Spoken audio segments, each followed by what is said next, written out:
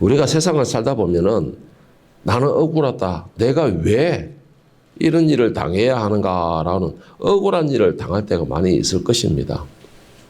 그리고 그 억울한 일이 때로는 정말 분노로 이어질 정도로 억울할 때도 있을 것입니다. 이유가 무엇일까요? 왜 이렇게 억울한 일을 당할까요? 물론 뭐 진짜 억울해가지고 억울하다 말하는 사람도 있을 것이지만 반대로 전혀 억울할 거 없고 당연한 이 처지인데도 자기 자신의 이 순간을 모면하고 싶어서 어쨌든 간에 자기를 이 자리에서 피하고 싶어서 억울하다라고 하면서 많은 이렇게 말들을 많이 하는 그런 경우도 대부분 많이 있습니다.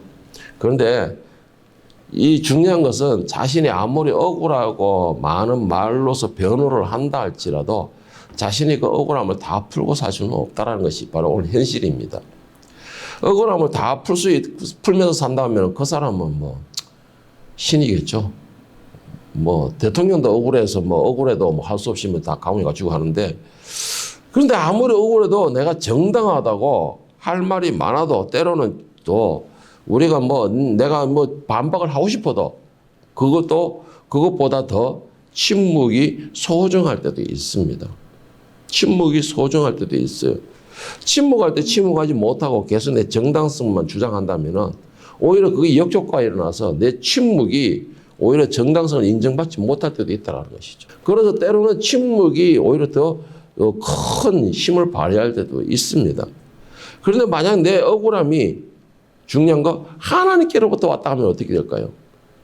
나는 지금 내가 억울해서 어떻게 해서든 이것을 벗어나고 내가 억울해서 어떻게 해서든 이걸 바로잡아서 내가 정당하다는 것을 나는 인정받고 싶은데 이것이 만약에 하나님께로부터 왔다면 그 억울함은 어떻게 될까요? 하나님께서 나를 세우기 위하여서 지금 나의 상황이 하나님의 그 계획하심이 이루어야 될 정해진 하나님의 코스라면 과연 그 억울함은 어떨까요, 여러분? 그래도 여러분 억울함은 계속 내가 정당성을 표현하면서 목소리 높여서 꼭 그걸 풀고 싶겠습니까? 나는 억울하다 끝까지 우기고 결국은 승리를 취하고 싶습니까? 나는 억울하다 끝까지 우겨서 내가 정당함으로 인해서 하나님의 계획에서 벗어나는 일이라도 그렇게 꼭 이루고 싶습니까? 여러분 생각할 때에 성경에서 이 예수님을 빼고 정말 억울한 사람이라고 호락하면 여러분 누구를 생각합니까? 저는 두 사람이 생각이 납니다. 여기서 정말 억울하다. 이 사람은 우리가 봐도 정말 억울할 것 같다라는 사람. 첫째로는요, 이 창세기 39장에 보면 요셉이 나옵니다. 이 요셉이 정말 억울한 사람 중에 한 사람이 아닐까라는 생각이 들어요. 왜 그러냐면은 이 요셉은 아버지 집에 잘 있을 때 형들의 질투로 인하여서 애굽으로 노예로 팔려가게 됩니다. 그 형들의 질투로 인해서 노예로 팔려간 것도 억울한데 문제는 그 엄탕한 여주인의 그 엄탕함으로 해서 더 억울한 일까지 당하게 됩니다. 창세기 39장 10절에 23절에 보면은 여인이 날마다 요셉에게 청하였으나 요셉이 듣지 아니하여 동침하지 아니할 뿐더러 함께 있지도 아니하니라. 그럴 때 요셉이 그의 일을 하러 그 집에 들어갔더니 그 집 사람들은 하나도 거기에 없었더라. 그 여인이 그의 옷을 잡고 이르되 나와 동침하자. 그러나 요셉이 자기 옷을 그 여인의 손에 버려두고 밖으로 나가매. 주님 18절에 보면 내가 소리 질러 불렀더니 그가 그의 옷을 내게 버려두고 밖으로 도망하여 나간다이다. 그의 주인이 자기 아내가 자기에게 이르기를 당신의 종이 내게 이같이 행하였다 하는 말을 듣고 심히 노한지라. 이에 요셉의 주인이 그를 잡아 옥에 가두니 그 옥은 왕의 제수를 가두는 것이더라. 자, 여러분 요셉의 이 창세기 39장의 요셉의 그 마음, 그 지금 상황 여러분 어떻게 생각하십니까? 만약에 여러분이 요셉이라면 어떻게 하겠어요? 형들만으로도 밤잠을 설쳐가면서 자다가도 벌떡 일어나야 할 그 정도로 억울한데 엄탕한 여주인으로 인하여서 더 심각한 상황에 놓이게 된 것입니다. 그것도 누명을 쓰게 된 것이죠. 누명을 쓰고서 얼마나 억울하고 할 말이 많겠습니까? 얼마나 자기 자신에 대한 변론과 자기의 이 무죄함을 강조하고 하고 싶겠습니까? 이런 걸 생각하고 이 요셉의 억울함과 이 정말로 이 분통 터지는 거는 자다가도 일어나가지고 막 복수의 칼을 빡빡빡빡 갈고도 충분히 남을 수 있는 그 정도의 억울함이 아닐까요?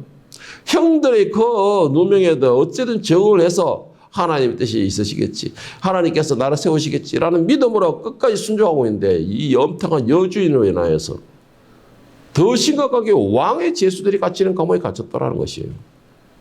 그곳에는 들어갔다 보면 나올 수가 없다는 것입니다. 얼마나 억울해서 이전에 희망도 소망도 없다 생각할 것이 아니에요. 그런데 요셉은 복수의 칼 대신에 하나님의 말씀의 칼을 갈았다는 것이죠. 그 안에서. 자, 두 번째 억울한 사람이 누굴까요? 바로 다윗이 아닐까라고 생각이 됩니다. 다윗일 것입니다. 사무엘상 18장 6절 11절에 보면 사울이 다윗을 죽이려는 장면이 나옵니다. 그리고 또한 사울이 왜 다윗을 죽이려고 하는지 그 이유를 설명하고 있는데 무리가 돌아올 때에 곧 다윗이 블레셋 사람들을 죽이고 돌아올 때 여인들이 이스라엘 모든 성읍에서 나와서 노래하며 춤추며 소고와 경세와 왕 사울을 환영하는데 여인들이 뛰놀며 노래하여 이르되 사울이 죽인 자는 천천히요 다윗은 만만이로다 한지라. 사울이 그 마을에 불쾌하여 심히 노하여 이르되 다윗에게는 만만을 돌리고 내게는 천천만 돌리니 그가 더 얻을 것이 나라 말고 무엇이냐 하고 그날 후로 사울이 다윗을 주목하였더라 해서 쭉 11절에 보면은 그가 스스로 이르기를 내가 다윗을 벽에 박으리라 하고 사울이 그 창을 던졌으나 다윗이 그 앞에서 2번 피하였더라. 자, 창세기 39장의 요셉의 경우와 오늘 사무엘상 18장에 나오는 다윗의 경우 여러분 두 가지 이렇게 생각해 봤을 때 여러분 어떻게 생각되십니까? 여러분 중요한 것은 요셉도 그렇지만 다윗도 그랬고 자기에게 처한 상황에 대해서 나는 억울하다. 내가 어떻게 해서든 이 억울을 풀겠다. 내가 어떻게 해서든 내가 이걸 복수를 하겠다. 반박했다. 싸웠다. 이런 말이 전혀 없습니다. 전혀 없다라는 것이죠. 이들은 그 억울함에도 오히려 하나님에 대한 믿음을 가졌어요. 무슨 믿음이냐? 이 모든 것은 하나님이 아신다라는 믿음을 가졌다는 것이죠. 사람은 몰라주더라도 사람은 나를 오히려 억압할지라도 오히려 이 환경에 주관하고 계시는 이 환경의 지금도 주인이신 그 하나님은 반드시 아신다라는 믿음을 가진 것입니다. 그렇기 때문에 이들은 내가 반박하고 싸우고 어떻게 이렇게 하겠다기보다는 침묵을 했던 것이죠. 침묵을 했다는 것입니다. 분명히 중요한 것은 뭐냐? 이들의 억울함과 이들의 그 분노 터지는 상황은 하나님의 뜻하심과 계획하심 아래에 있었다라는 것이에요. 이 말은 무슨 말이냐면은 바로 이들을 세우기 위한 하나님의 훈련이었다라는 것입니다. 그들은 훈련소에 들어갔다는 것이에요. 왜 훈련을 필요했을까요? 하나님이 나를 더 높게 세우기 위하여서, 더 존귀한 자로 만들기 위하여서, 그리고 가장 중요한 거 하나님의 뜻을 이들로 통하여 이루기 위하여서 그들은 억울한 일을 그대로 침묵했을 뿐이에요. 만약에 여기서 반박하고 싸웠다면 하나님이 원하시는 하나님이 계획하셨던 그 자리에 이룰 수 있는 거력이 만들어지지 않았을 것입니다. 그런데 오히려 이들이 억울하고 반박할 수 있는 그 순간에도 침묵했기 때문에 하나님이 원하시는 거력이 만들어질 수 있었던 것입니다. 여러분, 때로는 억울하고 반박할 수 있음에도 인내와 순종이 필요합니다. 그것은 바로 믿음으로만 가능해지는 것입니다. 하나님께서는 우리에게 억울한 일을 당하게 하시는 이유가 뭐냐? 침묵을 가르치시기 위해서요. 그 침묵도 그냥 입을 꼭 닫는 것이 아니고 믿음으로 인내하는 걸 가르치기 위하여서 때로는 억울한 일을 당하게 합니다. 그런데 우리는 억울해도 그리고 할 말이 많아도 우리는 그것에 대해서 침묵이 필요한 것이죠. 할 말도 많고 억울하기도 하고 때로는 내가 반박도 할 수 있음에도 때로는 침묵이 필요하다는 거예요. 그런데 침묵할 수 있는 것에도 이유가 있겠죠. 어떤 사람이 침묵할 수 있겠습니까? 내가 억울하고 반박할 수 있는 충분한 여건이 됨에도 내가 입을 다물고 침묵하는 이유, 어떤 사람이 그렇게 침묵할 수 있을까요? 첫째로는 억울함에도 침묵할 수 있는 사람은 하나님께서 아시고 나의 억울함을 분명히 해결해 주실 것이라는 믿음이 있는 사람이 침묵할 수 있습니다. 한 번씩마다 제가 강조하는 말이 있습니다. 여러분 원수가 있습니까? 여러분이 갚기를 원하십니까? 하나님께서 여러분을 위해 갚아주시기를 원하십니까? 여러분들이 정말로 그 사람이 싫다면 하나님께 차라리 맡기세요 라고 말합니다. 그 원수가 원수일지라도 여러분이 그나마 조금이라도 사랑하는 마음이 있으면 여러분이 갚으세요. 왜? 여러분이 갚는 것은 참을 수가 있고 견딜 수 있는 것이지만 하나님이 갚으시는 것은 그거는 곧 멸망을 의미하는 것입니다. 정말 징계를 의미하시는 것입니다. 그러니까는 어쨌든 뭐냐? 하나님께서는 분명히 내 억울함을 아신다. 나의 억울함을 분명히 하나님께서는 아시고 이 억울함을 하나님께서 갚으시리라라는 믿음을 가진 사람이 침묵할 수 있는 것입니다. 자, 그럼 두 번째로 침묵할 수 있는 사람이 어떤 사람이냐? 하나님의 뜻을 아는 사람들입니다. 하나님의 뜻을 아는 사람이 침묵할 수 있습니다. 하나님의 뜻을 알기 때문에 하나님의 뜻이 자기를 위하여 이루어지도록 순종하는 침묵이죠, 이거는. 순종하는 침묵이에요. 정말 비싸고 값진 침묵 중에 하나가 하나님의 뜻을 깨닫고 그 뜻에 이루기 위하여서 하는 침묵이에요. 여러분, 우리는 최소한 그런 침묵을 할 수 있기를 바랍니다. 정말 하나님의 뜻을 나로 통해 이루기 위하여서. 여러분, 본문에서는요, 이 다윗보다 요셉보다 더 억울한 분이 나옵니다. 정말 세상에 그 억울함 중에서 누가 말을 해도 누가 견주어도 절대 뒤떨어지지 않는 억울함을 억울한 분이 나오는데 이 억울함을 당하면서 이분은 침묵했다라고 소개를 하고 있어요. 오늘 본문에서 이사야 53장 7절 9절 다시 한번 보겠습니다. 그가 곤욕을 당하여 괴로울 때도 그의 입을 열지 아니하였으며 마치 도수장으로 끌려가는 어린 양과 털 깎는 자 앞에서 잠잠한 양같이 그의 입을 열지 아니하였도다. 그는 곤욕과 신문을 당하고 끌려갔으나 그 세대 중에 누가 생각하기를 그가 살아있는 자들의 땅에서 끊어지면 마땅히 형벌을 받을 내 백성의 허물들 때문이라 하였으리요. 그는 강포를 행하지 아니하였고 그의 입에 거짓이 없었으나 그의 무덤이 악인들과 함께 있었으며 그가 죽은 후에는 부자들과 함께 있었도다. 세상에서 가장 억울한 사람 뽑으란다면 세상에 어떠한 억울함도 예수님의 억울함보다는 당하지 않을 겁니다. 예수님의 억울함보다 견디지 못할 것이에요. 예수님께서는 이 땅에서 많은 은혜를 베푸셨습니다. 그런데 중요한 건 예수님께서는 이 땅에 은혜를 베푸셨으면서도 복음을 전하였으면서도 천국 비밀을 알려주셨으면서도 이 땅에 아무것도 요구한 것이 없었다라는 것이에요. 예수님께서 병자들을 치료하고 귀신을 쫓아내고 하면서도 그들에게 그 어떤 요구도 하지 않으셨습니다. 세상에 많은 사람들이 기도 좋게 하고 무슨 요구를 하고 뭐 조금 하고 뭘 조금 뭐 요구하고 이런 식으로 세상 사람들은 그렇게 요구하는 것이 많았지만 예수님은 이 땅에 사랑과 은혜와 모든 것을 베풀어 주셨음에도 그 무엇도 요구하지 않으셨어요. 사람들을 위하여서 밤잠을 자지 않고 나 밤낮으로 봉사하고 그들에게 은혜를 베푸시고 그들을 위하여 하나님께 부르짖고 그렇게 하셨음에도 그 누구에게도 인정받기를 요구하지 않으셨다는 것이죠.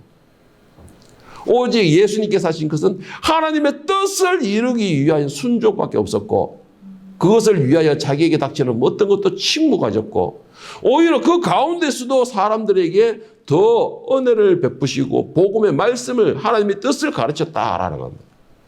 그런데도 사람들은 어떻게 했습니까? 그건 당연히 죽어야 될 사람이다. 죄인 중에 괴수라는 것이죠. 마땅히 받을 형벌을 받는다라는 것입니다. 그렇게 은혜를 베푸셨음에도 예수님은 어떤 반박도 하지 않았어요. 나를 신으로 여기라 소리도 안 하지 않으셨고 내가 하나님의 아들로서 존중해라 나를 섬기라는 말도 하지 않으셨고 나에게 뭘 가져와서 나를 대접하라는 말도 하지 않으셨습니다. 그 어떤 요구도 하지 않으셨어요. 오늘 보면 7절을 보세요. 그가 공룡을 당하여 괴로울 때에도 그의 입을 열지 아니하였으며 마치 도수장으로 끌려가는 어린 양과 털 깎는 자 앞에서 잠잠한 양같이 그의 입을 열지 아니하였도다. 예수님께서는 죽음 앞에서도 어떤 말도 하지 않으셨어요. 오직 말하는 게 뭐였습니까? 아버지여 저들의 죄를 저들에게 돌리지 마옵소서. 지금 저들이 하는 행위를 저들이 알지 못함이니이다. 나는 억울하다 어떤 말이다 어떤 변명도 하지 않았었습니다. 오히려 겟세마네에서 끌려갈 때 예수님 말씀이 뭐였습니까? 내가 여기서 반박하고 내가 달려들고 내가 싸우고 대적하게 되면 성경에 이렇게 되리라는 것이 어떻게 이루어지겠느냐. 한마디로 말해서 하나님의 뜻을 가장 잘 아시는 분이었다. 그래서 자기에게 다가오는 그 억울함에 대해서는 침묵할 수 있었다라는 것이죠. 여러분, 하나님의 뜻을 깨닫는 자만이 침묵할 수 있는 인내를 가질 수가 있습니다. 그리고 또한 하나님을 믿는 사람만이 침묵할 수가 있는 것이에요. 우리가 세상과 싸워서 즐거울 게 뭐가 있을까요? 세상과 싸워서 유익한 게 뭐가 있을까요? 세상과 싸워서 이겼다 해서라도 그것이 과연 나에게 어떤 것이 내려질까요? 그런데 우리는 예수님과는 전혀 다르게 늘 반박하죠. 할 말이 너무나 많습니다. 내 주장이 너무나 강해요. 내 고집이 너무나 강해요. 내 생각이 너무나 굳어 있습니다. 그렇기 때문에 우리는 할 말이 많아요. 내가 똑똑하다는 것입니다. 하나님의 뜻과 그 계획과 심은 그 이후의 문제예요. 내가 욕심, 내 억울한, 내 모든 걸 다 풀고 난 뒤 그 다음에 문제예요. 그래서 우리는 말이 많은 것입니다. 예수님은 그 억울한 가운데서도 차다못해 자기를 십자가에 못 박는 그 가운데서도 누구에게도 말하지 않으셨고, 오히려 그렇다 해서 또 그들을 십자가에 못 박는 그 이방인들에게조차도 저주하지 않으셨습니다. 저주조차도 하지 않으셨어요. 예수님이 힘이 없어 그랬을까요? 내가 지금도 12군단에 더 되는 천사들을 불러서 이들을 썰어볼 수 없을 것 같으냐? 이 땅에 있는, 이 지구상에 있는 모든 생명을 멸절할 능력을 가지신 분이 바로 예수님이십니다. 예수님의 말 한마디에 천군 천사들이 움직이는 것이 할 수 있는 능력이 있는 분이 바로 예수님이었다는 것이죠. 그럼에도 예수님은 침묵하셨습니다. 왜요? 아버지의 뜻을 누구보다 잘 알고 계셨기 때문에요. 내가 이렇게 해야지만이 하나님의 뜻이 이루어진다는 걸 너무나 잘 알고 있었기 때문에. 마태복음 27장 12절 14절에 보면 총독 앞에 섰을 때 예수님의 모습을 설명하고 있습니다. 대제사장들과 장로들에게 고발을 당하되 아무 대답도 아니하시는지라. 이에 빌라도가 이르되 그들이 너를 쳐서 얼마나 많은 것으로 정언하는지 듣지 못하느냐 하되 한마디도 대답하지 아니하시니 총독이 크게 놀라워하더라. 사람들이 예수님을 고발하고 이 모양 저 말로 온 말이 가지고 고발하고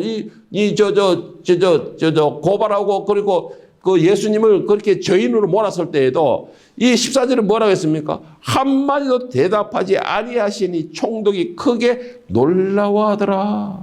놀라워하더라.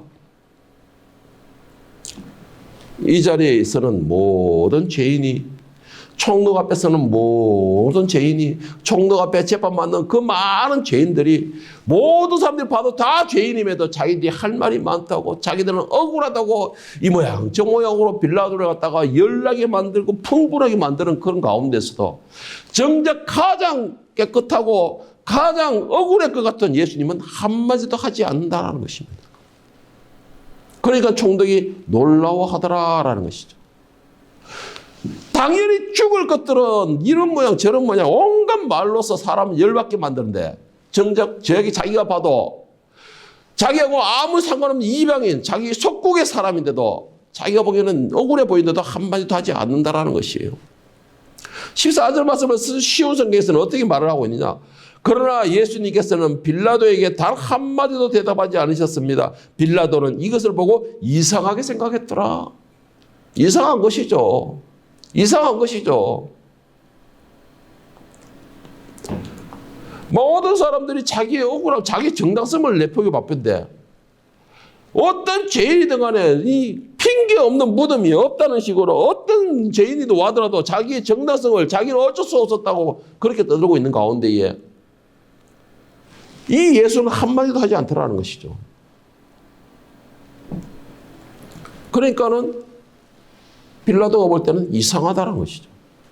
그리고 이 빌라도가 들었던 그 예수의 소문을 들었을 때에 이 예수는 얼마든지 많은 사람들을 선동해서 이 자리를 벗어날 수 있는 능력이 있는 사람이었다는 것이에요. 성격적인 전쟁을 떠나가지고 육신적으로 생각할 때에도 얼마든지 그는 사람들이 동원해가지고 얼마든지 이 상황을 빠져나갈 수 있는 사람이었다는 것입니다.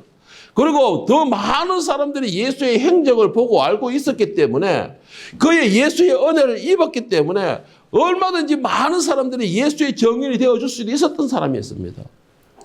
그럼에도 그 어떤 조치도 하지 않았다는 것이죠. 어떤 반항도 하지 않았다는 것입니다. 오히려 그는 정말로 죄인처럼 이리 끌려다니고 저리 끌려다니고 이리 박히고 저리 박히고 누구 하나에게도 간에 욕이라도 하지 않았고 반박하지도 않았고 대항하지도 않았다는 것이죠. 그러니까 빌라도가 이상하다는 것이죠. 지금까지 자기가 수많은 죄인들을 봐왔을 때의 모습과는 전혀 다른 모습이라는 것이죠. 그 많은 죄인들은 무슨 할 말이 그렇게 많은지, 뭐가 그렇게 억울한지, 그렇게 말을 많이 함으로써 자기에게 분노를 이렇게 만드는데, 정작 자기에게 정말로 내가 살려주고 싶은 마음이 있는 사람, 소문이 너무나 좋았던 사람, 사람들을 언제든지 간에 의로 이끌어줬던 사람, 이 사람은 정작 할 말이 없이 침묵하고 있다는 것이죠. 이상할 수밖에 없죠. 오늘 나와 예수님의 지금 상황을 한번 비교해 보시기 바랍니다. 나는 어떻습니까, 여러분? 나는 그렇게 침묵 잘합니까? 나는 그렇게 입술을 닫고 오직 하나님의 뜻대로 이렇게 말을 하고 있습니까? 여러분 이런 말 들어보셨죠? 공동묘지 가서 당신 왜 죽었습니까? 라고 물어보면은 단 한 구의 시체도 이유 없는 죽음이 없다라는 것입니다. 그 말이 무슨 말이냐? 자기 죽은 원인은 다 할 말이 많다는 것이에요. 할 말이 많다는 것입니다. 지금 내 상황에 대해서 할 말이 뭐가 그렇게 많습니까? 지금 내 상황에서 할 말이 많다라는 것은 지금 내 상황을 나는 인정 못하겠다 이 말이에요. 그거를 조금 더 깊이 들어가면 어떤 말인지 아세요? 하나님 내가 왜 이 상황을 당해야 됩니까? 이 말이에요. 하나님 왜 나를 이렇게 만드십니까? 이 말입니다. 예를 들어보면 여기 다 운전하는 사람이죠. 저기는 운전할 수 있습니다. 안 하는 사람이고. 운전하는데 내가 우연히 쫙 가다가 한 놈이 턱 깨들어봤어. 그런데 내가 어떻게 할 수 없이 그냥 순식간에 긁어봤어. 그런데 이게 법적으로 가면 100대 0이 없어요. 움직이는 차들 가운데서는. 그러면 내가 과실이 얼마든지 있다라는 것이죠. 그러면 나는 억울하잖아. 나는 어쩔 수 없이 박혔는데 억울하잖아요. 그러면 뭐예요? 왜 나는 잘 가고 있었는데 나는 정말 이 길을 잘 가고 있었는데 왜 나한테 하필이면 왜 내 앞이야? 뒤에 차도 있고 앞에 차도 있고 다 있는데 왜 뭔 할 말이 많죠? 뭔 할 말이 이렇게 많죠? 저는 사고 나면요 그냥 가만히 봅니다. 그리고 사람을 먼저 봐요. 다친 데 있나 없나 잘 걸어 나오나. 그리고 차 모두 흩어진 거 잘 봅니다. 그러고 있으면은 박은 지가 와가지고 이렇고 저렇고 이런 이야기만 해요. 그럼 나한테 할 말이에요. 그럼 이거 누가 잘못한 겁니까? 라고 물어봅니다. 옛날에는 거의 멱살 잡고 들었는데 한 30년 전에는 멱살 잡고 들었는데 근데 오래전부터 이제는 그게 아니에요. 그냥 가만히 보고 있다가 왜 그랬습니까? 그래서 말이 많으면 예 그럼 조용히 전화 끊어가지고 112 걸어버리거든요. 보호해서 걸어보고 뭔 할 말이 이렇게 많아요.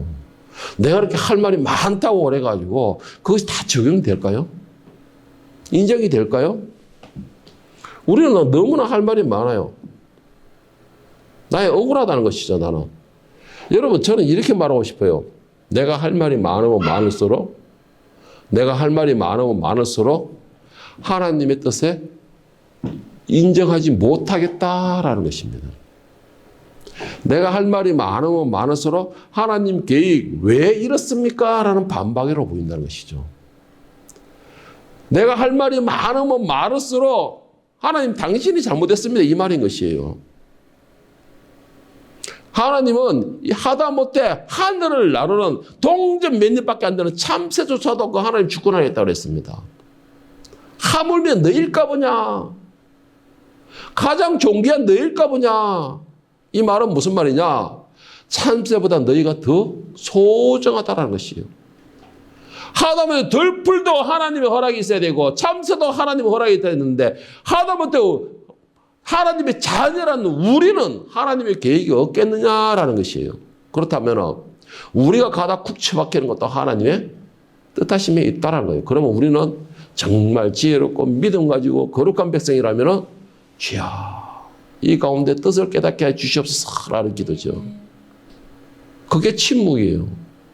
그게 침묵이고 그게 하나님의 뜻에 내가 순종하겠습니다라는 그런 뜻이에요. 예수님의 십자가의 그 길은, 예수님의 이 억울한 이 일은 예수님께서 많은 은혜를 베푸셨습니다. 그 은혜를 받았던 자들에게 내가 돌팔매를 받는 이유는 하나님의 계획하심에 있었다라는 것이에요. 하나님의 뜻 안에 있었다라는 것입니다. 예수님은 그 하나님 뜻을 누구보다 잘 알고 있었기 때문에 자기에게 많은 은혜를 받았던 그들이 나에게 오는 욕설과 비방과 모든 것을 그대로 받을 수 있었던 것입니다. 왜요? 하나님의 계획이 이 예수님으로 통해서 이루어져야 되기 때문에. 이루어져야 되기 때문에. 성경에 기록되었던 그 예수님의 그 길이 그들이 이루어져야 되기 때문에. 여러분, 이게 중요해요. 이게 중요해요. 여러분의 고집을 세우면 할 말이 많아요. 여러분의 목적을 이루기 위해서는 할 말이 많습니다. 내가 제일 똑똑해요. 그런데 하나님의 뜻을 이루기 위해서는 할 말이 없어요. 왜요? 하나님께서 하신 일이기 때문에. 그냥 우리가 할 말이 있다면 주여 뜻대로 하시옵소서. 죽이든지 살리든지 세우든지 무너뜨리든지 주의 뜻대로 하시옵소서. 이게 믿음입니다. 이게 믿음이에요. 내가 할 말이 많은 거는 내가 백날 예수님 이름을 붙들고 내가 이 아무리 바울사도 같이 나는 매일매일 죽기를 원합니다. 바울사도 같이 나는 날마다 죽는 걸 내 자랑으로 삼노라 백날 떠들어봤자 내가 할 말이 많으면 하나님의 말씀보다 내 고집이 나오는 것이죠. 내 생각이 나오는 것이에요. 그것이 어떻게 하나님 뜻이 나로서 이루어진다고 할 수 있습니까? 하나님의 훈련에 동참하기 위해서는 그 훈련소에 무조건 들어가야 돼요. 우리 여러분 군대가 논산에 가가지고 훈련소에 가가지고 훈련받는 그 훈련생들이 내가 힘들어 죽겠다고 반항하면 어떻게 되는 줄 아세요? 바로 얼차려 들어갑니다. 더 빡센 훈련에 들어가요. 이게 아직까지 안 죽었어. 네가 사회 때가 아직 안 죽었어 하면서 더 빡센 훈련에 들어가요. 하나님 똑같습니다. 훈련 받는 놈이 굴러라 하면 얘가 구르는 기고 박으라 하면 얘가 박는 기고 그래야 그 훈련이 짧게 끝나요. 짧게 끝나요. 훈련소에서는. 그저 입에 꾹 다무는 게 제일 좋은 거예요. 오늘 예수님께서 그렇게 하셨잖아요. 할 말이 제일 많은 분임에도 제일 침묵하셨다는 것입니다. 오늘 보면서 53장 3절 6절을 보세요. 그는 멸시를 받아 사람들에게 버림받았으며 강구를 많이 겪었으며 질고를 아는 자라 마치 사람들이 그에게 얼굴을 가리는 것 같이 멸시를 당하였고 우리도 그를 귀히 여기지 아니하였도다. 그는 실로 우리의 질고를 지고 우리의 슬픔을 당하였거늘 우리는 생각하기를 그는 징벌받아 하나님께 맞으며 고난을 당한다 하였노라. 그가 찔림은 우리의 허물 때문이요 그가 찔림은 우리의 허물 때문이요 그가 싸움은 우리의 죄악 때문이라. 그가 징계를 받음으로 우리는 평화를 누리고 그가 채찍에 맞음으로 우리는 나음을 받았도다. 우리는 다 양 같아서 그릇 행하여 각기 제 길로 갔거늘 여호와께서는 우리 모든 죄악을 그에게 담당시키셨도다. 여러분 이거 가만히 생각해 보세요. 지금 자기를 욕하고 자기에게 모든 죄명을 뒤집어 씌우고 있고 모든 비난과 희를 다 하는 그 인간들의 모든 죄를 이 예수의 어깨에 담아 올렸다는 것이에요. 뭐 얼마나 억울합니까 이거는. 이건 있을 수가 없잖아요.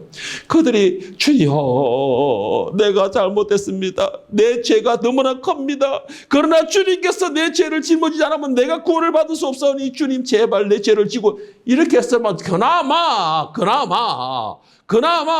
이거 이놈의 새끼다 알았다 하고 어디 가겠는데 한마디 욕을 하더라도 그래 한번 가겠는데 모든 죄악들을 갖다 예수님께 뒤집어 씌우고 손가락질하고 비난과 모든 행위를 다 하는 거예요. 그런데 그 죄를 예수님이 짊어지고 가야 된다는 것입니다. 여러분 가능하겠어요? 한마디로 말해서 나를 죽이는 원수의 죄를 내가 뒤집어 쓴다는 것이에요. 예? 나를 감옥에 가뒀던 그 원수의 죄를 내가 짊어지고 간다는 것입니다. 그럼에도 여러분 말 안 하고 침묵하겠습니까? 그런데 예수님이 지금 그래 하고 있다는 거예요. 그래 하고 있다는 것입니다. 왜요? 이유는 계속 똑같은 말이에요. 하나님의 뜻을 이루기 위해서. 하나님의 뜻을 이루기 위해서. 여러분, 침묵이요, 괴로울 수도 있습니다. 침묵이 무엇보다도 억울할 때가 있어요. 침묵이 때로는 내 속에 오장육부를 다 뒤트는 느낌이 들 때도 있습니다. 저는 그거 경험해봤어요. 정말 거의 1년을 밤잠을 못 자고 벌떡벌떡 일어나게 만듭니다. 때로는. 이 침묵이라는 것이. 왜요? 억울하다는 것이죠. 분통이 터진다는 것입니다. 어떻게 해서 이걸 어떻게 막 한 번 이래 뽀뽀를 하면 해줄까 싶은 생각도 들 때가 있습니다, 여러분. 정말 그런 때가 있어요. 그런데 그걸 누르는 게 믿음이에요. 그걸 누르는 게 믿음이에요. 벌써 2026년의 시간이 3월 마지막 주입니다. 벌써 시간이 그렇게 됐습니다. 앞으로 남은 시간도 많이 남았습니다. 그 가운데 여러분에게 또 억울한 일을 겪게 될 일도 많을 겁니다. 때로는 내가 할 말이 많은 그런 일들도 많이 있을 것이에요. 물론 그렇다 해서 모든 일에 대해 침묵하라는 말은 아니에요. 모든 일에 침묵하라는 건 아닙니다. 여러분, 이 시간 속에서 여러분이 억울한 일도 당하게 되고, 그리고 여러분들이 또 반박할 일도 많이 당하게 되고, 이 모든 일에 대해서 얼마나 할 말이 많겠습니까? 때로는 싸우고 싶은 마음도 들 것입니다. 때로는 사회적인 법적으로 멱살 잡고 흔들고 싶은 마음도 들 겁니다. 근데 여러분, 저는 이렇게 말하고 싶습니다. 침묵도 그 뜻대로 되기를 원합니다라는 순종의 기도입니다. 침묵도 하나님의 뜻대로 되기를 원하나이다라는 바로 순종의 기도라는 것이죠. 예수님께서 침묵하신 것은 하나님의 뜻을 지금 자신이 모욕과 곤욕과 고난 가운데에서 온갖 침뱉는 그 가운데서도 자신은 그 가운데 당해야 된다는 것이 바로 하나님의 뜻이었고, 그 뜻을 이루어야지만이 하나님의 계획하심이 이루어진다라는 그것을 알고 있었습니다. 그래서 예수님은 그것을 당연하게 여기신 것입니다. 왜요? 하나님이 계획하신 것이기 때문에, 뜻하신 거기 때문에. 우리는 내가 잘했든 잘못했든 얼마나 할 말이 많습니까? 정말 내가 잘했든 잘못했든 얼마나 할 말이에요. 내가 잘한 것에 대해서는 할 말도 많고 말을 할 수 있겠죠. 내가 잘못한 것도 얼마나 나 자신을 방어하는 말을 많이 합니까? 때로는 침묵이 큰 은혜이며 복이 된다는 사실을 깨닫기를 바랍니다. 그 예수님을 생각하면서 내가 때로는 예수님보다 무엇이 그리 억울하냐라는 것을 한번 자기 위로로 삼아 보시기를 바랍니다. 오늘 종료주일을 맞이하여 예수님의 길을 생각해 볼 수 있기를 바랍니다. 때로는 내 억울함이 잠을 못 잘 정도로 분노를 일으키기도 합니다. 때로는 내 억울함이 정말로 정신질환이 생길 정도로 그렇게 분노가 일어나기도 할 것입니다. 그런데 중요한 게 뭔지 아시나요? 이 모든 내 억울함이 하나님께로부터 나왔다면, 이 내 모든 억울한 일들이 하나님의 계획 아래서 이루어지고 있다면, 여러분 아무리 억울해도, 여러분이 아무리 반박해도 그 반박은 여러분에게 유익을 주지 않습니다. 왜요? 하나님께서 나를 더 존귀한 자로, 더 높게, 더 그 하나님의 그 뜻하심을 이루기 위한 거룩으로 만들기 위한 훈련 과정이기 때문에요. 여러분, 하나님은요, 나를 위한 계획은 반드시 이루십니다. 그 훈련소를요, 패스해야지만 넘어갈 수가 있어요. 그렇다면 여러분, 이왕 넘어가야 될 것이고, 이왕 겪어야 될 것이고, 반드시 겪어야 됐다면 믿음으로 침묵하시기를 권합니다. 왜? 하나님을 믿기 때문에. 그냥 침묵하는 게 아니고 하나님을 믿기 때문에. 여러분, 아무리 억울해도 요셉과 다윗 같지는 않을 거예요. 그런데 요셉과 다윗도 침묵으로 하나님의 거룩을 거룩이 만들어지니까 그를 세우시게 되었던 것입니다. 세워도 우리 하나님 적당히 세운 게 아니죠. 가장 존귀한 자로, 가장 높게 세우신다는 걸 기억하시고, 이 한 해가 여러분들의 침묵이 하나님의 뜻이 이루어지는 침묵이 되고, 이 한 해의 침묵이 하나님이 뜻을 이루시고 계획하심이 이루어지는 그러한 거룩한 침묵이 될 수 있는 이 한 해가 되므로 여러분들의 준비하신 그 모든 복을 여러분 것으로 취하고 누릴 수 있는 그런 한 해가 되고, 또 그런 여러분의 매일매일 되기를 예수님 이름으로 축원합니다.